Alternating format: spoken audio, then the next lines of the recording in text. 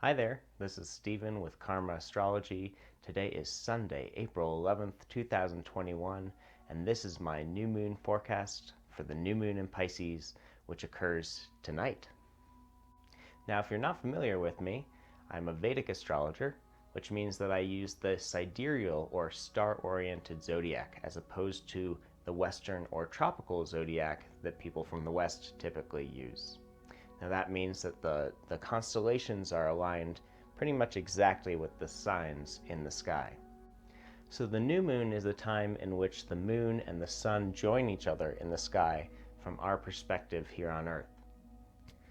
What that means is that we have this concentrated energy of the moon, which represents our emotions or our feelings, and the sun, which shows our innate inspiration and our sense of truth and individuality.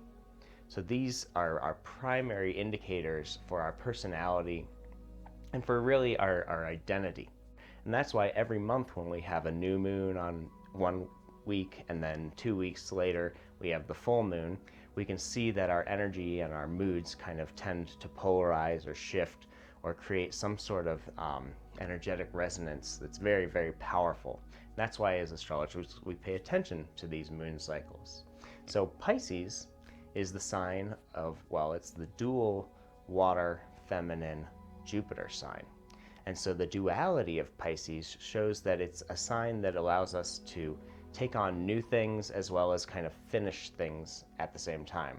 We could choose to, take on a new project maybe towards the beginning of Pisces, but towards the end of Pisces, it's more of a time of letting go and just kind of making peace with whatever there is and kind of having that fixed aspect of letting something come to its natural conclusion. Now, in terms of the feminine aspect, it's an internal sign, so it relates to more of our feelings and that watery element of our emotions, our feelings, our sense of connection, and maybe mysticism or some sort of kind of emotional tenor that we'll really notice around this new moon. And the Jupiter aspect of Pisces is its broad expansiveness. Jupiter is the planet of expansion, and it shows where we can take this broader perspective and kind of allow our awareness to grow and our sense of meaning to inspire us to look deeper and to study and to learn and to accumulate knowledge and wisdom. So Pisces has this sort of mystical wisdom at its root, at its core. And with this sense of mysticism, it allows us to release or let go of the things from the material world and the things that we kind of build our lives around. So it's definitely a time of letting go, of just learning how to surrender, maybe surrender to the flow of life, surrender to whatever kind of logical or natural conclusions that are presenting themselves to us today. And then a layer deeper than Pisces, in Indian astrology, we have the 27 constellations, or the 27 nakshatras. And this is the very, very last nakshatra in the zodiac. It's called Revati.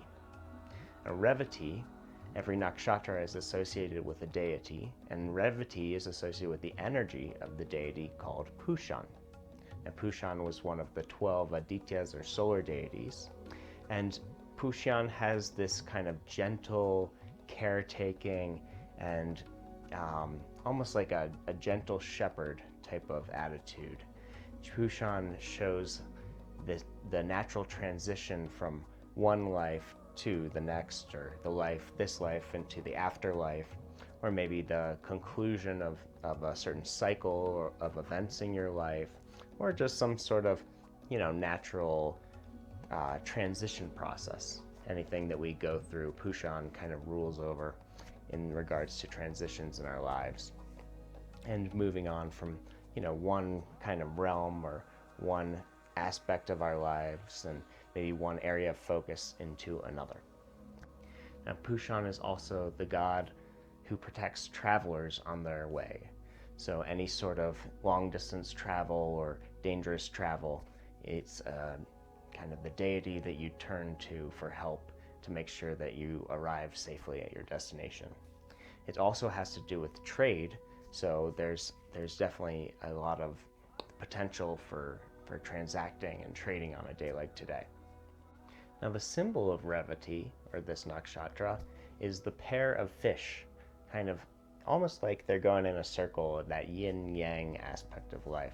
And it can symbolize this kind of balance of Pushan and the balance of this nakshatra and the energy at the end of life, how we need to kind of be balanced and in order to just transition into the next phase. It also shows this kind of balance that we come into where we're connecting our individual spirit, or our jivatman, with the collective spirit or consciousness, the paramatman. So this kind of balance in our individuality and our ability to connect or be one with the collective consciousness is definitely represented by this nakshatra. Now all of that coming together shows that this is a very peaceful, gentle, kind of still new moon. This is a new moon of endings and conclusions, and it's a good time to focus on things that are about rest and relaxation, any sort of rejuvenation or play even, all the things that we kind of just need to let go. This is a new moon that's a great time for rest and relaxation. It's a good time to travel or have, any sort of leisure travel or, something that you enjoy. It's a great time to go by the water or in waters, take baths, do a rain dance, whatever you gotta do. This nakshatra is also known for being very compassionate and very loving and caretaking. And Pushan, as that gentle shepherd figure, kind of relates to the nature of caring for others that might not be our own, including animals or, foster children or any sort of, anyone else's kids that we might, look at on a day like today as our own. So this being the very last new moon in the zodiacal cycle shows that it's a time of letting go and a time of surrendering. That's letting go of anything that we might have been holding on to in terms of our emotions, our thoughts, maybe any activities that we've come to the end of a cycle with. And that typically would be what's happened over the past month, but also over the past year as well, as Pisces, being at the very end of the zodiac, shows this kind of natural annual ending cycle. So it's a great time to reflect upon what's happened over your past year. Maybe think back what happened last April, where you were, what you were doing, what lessons did you learn, and how have you integrated those lessons up until this point? Have you been able to synthesize them into your character and kind of grow and evolve in a way that's taking you into the next cycle of life, as this gentle kind of shepherd energy is doing to us throughout this new moon? Another thing we can focus on this new moon is of being of service. We can focus on how we can be of service to our family members, our friends, maybe the pets or animals in our lives that we're responsible for. It's a great time for gardening. It's a great time for just caring for things in general.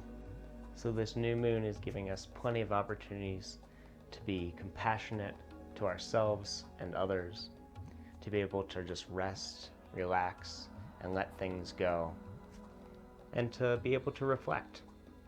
So if we can do all those things, we can really have a very pleasant new moon in general, and that'll be able to usher in this new year that we're about to come into, as the sun will enter Aries in just a couple days. So keep that in mind, as today and tomorrow maybe you spend some extra time just on yourself, being in isolation and just relaxing, just being and reflecting.